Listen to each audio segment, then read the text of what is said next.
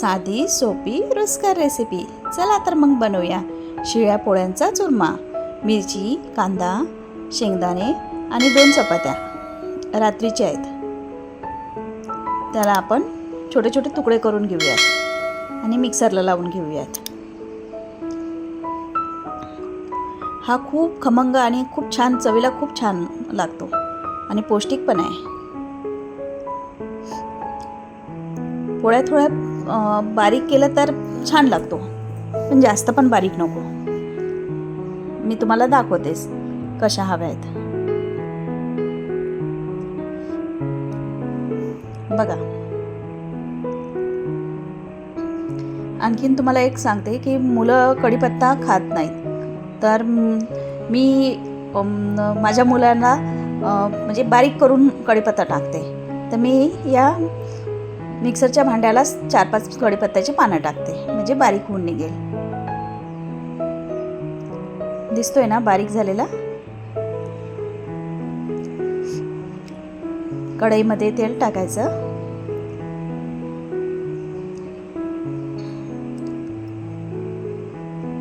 याला खमंग अशी फोडणी द्यायची आहे आपल्याला. तेल गरम झालं की मोहरी टाकायची. मोहरी तडतडली की तिच्यामध्ये शेंगदाणे टाकायचे. शेंगदाणे चांगले होऊ द्यायचे.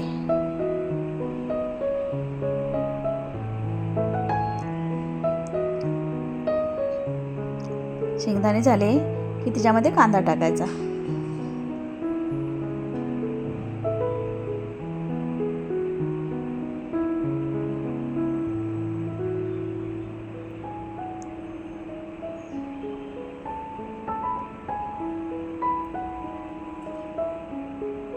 हे बघा, हिच्यामध्ये पण मी कढीपत्ता टाकत आहे.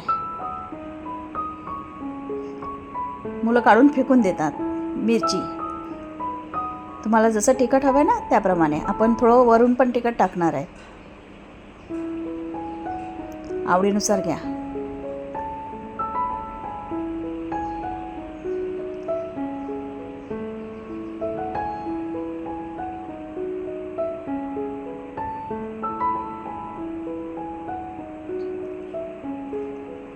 थोडं तिखट टाकायचं आणि हळद. मिक्स करून घ्यायचं छान.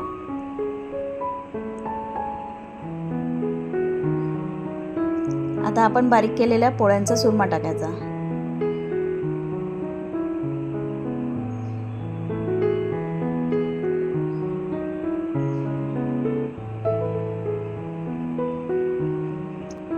याच्यामध्ये मी पाणी शिंपडलं थोडं, कारण छान मऊ होऊन येतो. मग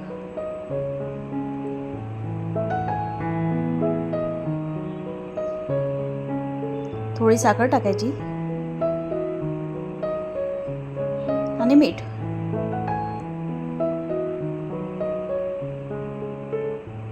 पुन्हा मिक्स करून घ्यायचं छान.